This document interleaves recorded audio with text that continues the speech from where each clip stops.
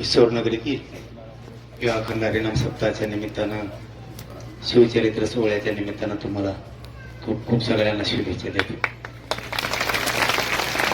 आज आपल्याकडं मोकाशी महाराजांचं शिवचरित्रावरती कथा सांगितली जाते. बाबा तुम्हालाही खूप खूप शुभेच्छा. इथं बसलेल्या सगळ्या बांधवांना शिवजयंतीच्या खूप खूप शुभेच्छा. तुमचं काही चुकलं नाही. कुठे गेलं ते तुमचं काय चुकलं नाही. मी दिवसभर फिरतो मग अभ्यास करायला फिरतो. मला उभा राहिलं की लय वेळ जमत नाहीये. उपोषणामुळे त्रास होतो.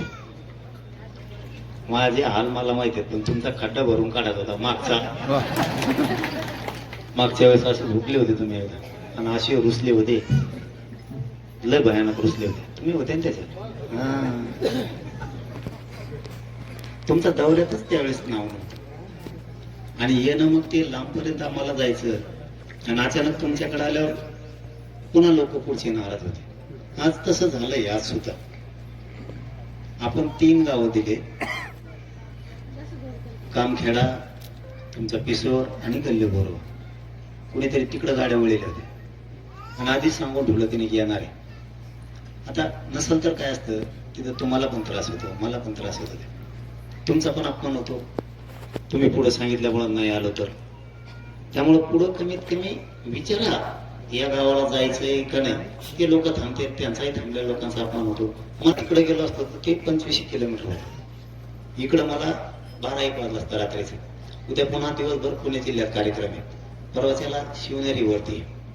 ते ही होत नाहीये म्हणून आजच तुमचं म्हणलं यांचं पण मागचं लय दिवसाची नाराज राहिली एकदाच भरून घेऊ. तुम्ही पण खूप संख्येनं जमलात त्याबद्दल तुमचंही खूप कौतुक. अडचण आला तर सांगत चलत जा. एक जीवन राहा. मित्र आहेच. मग आता काय टेन्शन घेऊ नका तुम्ही. मी आहे त्यावर तुम्हाला टेन्शन नाही. महाराज आहेत का सगळे. हा वा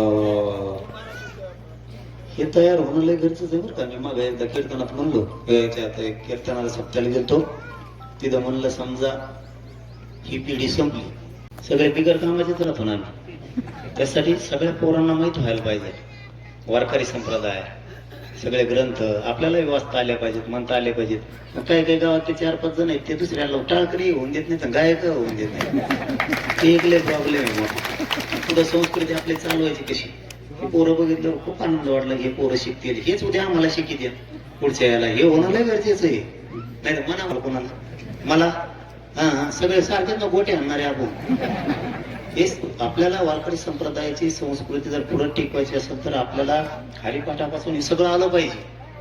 नसतं ही पिढी गेल्यावर पुढं सांगायला सुद्धा कोण नाही राहणार. लय फजिती होऊन जाईल. त्यामुळे हे खूप राज्यभर खरंच वाढलं पाहिजे. बरोबर आहे. सगळ्या महाराज मंडळींनी सगळ्या टोटल तुम्ही एकट्या काय ठेकाणा घेतला. तुम्हाला एकट्या पेठी दे नाही. ते जर म्हणलं तुम्ही बाबा तयार करतो तुम्हाला एकट्यालाच म्हणजे फुल मग रवी. सगळ्या महाराज मंडळींना किमान प्रत्येक गावात बंधनच घातलं पाहिजे. गावातले जेवढे पोर आहेत ना यांनी 1 घंटा हरिपाठा लिहायचं. प्रत्येक गावात महाराजांनी बंधन घातलं पाहिजे. आता आपण नेमकं 6-7च्या वेळेस हरिपाठ राहतो. त्या टायमाला आपलं टपरीवर असतो आपण. त्या टायमाला नेमके नाही तर मग धाब्यावर नाही तर मग वशील लावायचा. आज कोण येतो टाको लागायला. तेवढा 1 घंटा जर आपण ठरवलं किंवा बंधनच जर घातले वारकरी संप्रदायाने गावातल्या सगळ्या पोरांना हरिपाठ लिहायचं ते सगळ्या पोरांची सवय लागली. यांना बंधनच नाहीये आणि आपण सुद्धा शिका. पोर पळत आता इकडे तिकडं. 2 घंटे इकडे तिकडे वेळ घालण्यापेक्षा धाब्यावर हॉटेलवर 2 घंटे मंदिरात जाऊन म्हणा ना. महाराज म्हणते ना आपण जसं म्हणता येईल तसं म्हणलं की सवय लागेल आपल्याला. ते एक लय होणं गरजेचं आहे. पण ते महाराज बी तितके दापटा पण म्हणत नाही. मग महाराज म्हणत नाही. मग पोरं बी मोकार सुटल्यासारखं झालंय. आपल्याला बंधनं घातले पाहिजे. 2-3 कामात आज या पवित्र या मंडपावरून सांगतो, या व्यासपीठावरून सांगतो. 2-3 कामं आपल्या पूर्ण करा. सगळ्यात दारू सोडा. व्यसनापासून सगळे लांब. ते एक लय महत्वाचं काम आहे. ते करा. आपलं संसार आपण मग सुशिक्षित बेकार होतो. आपलं कुटुंबही सगळं नाट्य करावं लागते. त्यामुळे व्यसनापासून लांब जा. कोण कोण दारू पितो वर हात करावं.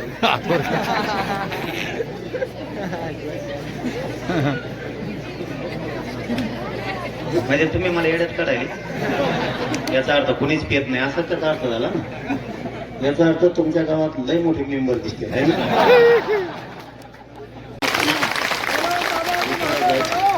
तुम्हारे हे आगीचे ना मी कोण झपका चालू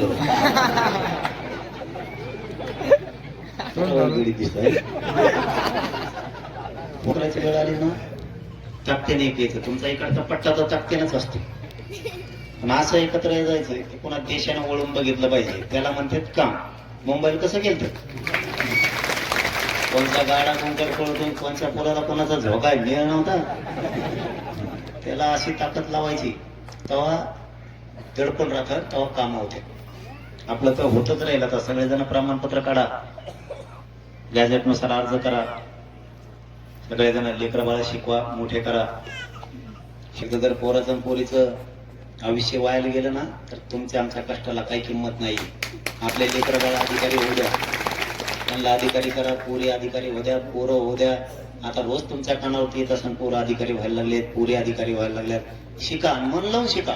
आई बापा शेतात कष्ट करतात आणि तुम्ही नुसतं हिंडू नका. कष्ट करायचं, इतका अभ्यास करायचा ना आपण आणि आपल्या आई बापांना जे स्वप्न बघितलं ना ते पुरंच करायचं. इतक्या ताकदीने अभ्यास करायचा सगळ्यांनी. आणि जोपर्यंत तुम्ही शिकला तर नोकरीच लागत नाही बुवा तुम्हाला. आता काही दिवस टाइम लागणार आहे, वर्ष. चौकात बसू नका.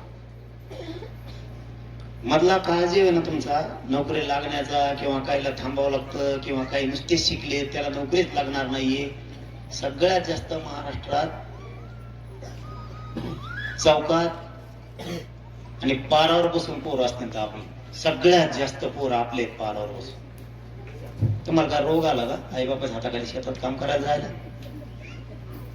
काही कष्ट करा, कोणचंही काम करा, रोज 500 रुपये कष्टाचे, पण आई बापाला त्रास देऊ नका. तिला शेतात जात जा. कापसाची गुन्हे यांच्यासारखा कुठून कोणच्याच मानतो येईन करता येडी वाकडी बसलं गाडीवर की निघालं दारू पेत पुढे. भंगार नाद सोडा. आपले पोरं आळशी बनायला लागले बरं का, त्याच्यामुळे बरबाद होतो ना आपण. आपले सगळे आळशी बनायला लागले, बरबाद होऊन जातो. मग इतके हसतील ना आपल्या संसारावर, आपल्या समाजावर, आपल्या आईबापावर. तुमच्या चुकीमुळं आपल्या आईबापाला खाली बघायला लावू नका. जीप घेतली ना ताकदीनं त्याच्यावर काम करायचं. रात्रंदिवस भाडे मारीत जायचे. आपला समाज मोठा करायचा मागा लागा. राजकारण करा. मी माझं मत नाही राजकारण करू नये, राजकारणात सुद्धा आपले लोक पाहिजे, पण 15 दिवस. त्याच्यानंतर 5 वर्ष नुसतं काम समाजाचंच करायचं सगळ्यांनी. तेव्हा कुठेतरी आपण उंचीवर जाणार आहे. माझे तुम्हाला हात जोडून विनंती आहे, सगळे एकजूट राहा. पुन्हा लढायची वेळ आली तर सगळे कामं बाजूला फेकायचे आणि अगोदर समाजाची लढाई, मग बाकीचे काम. परत दिल्लीला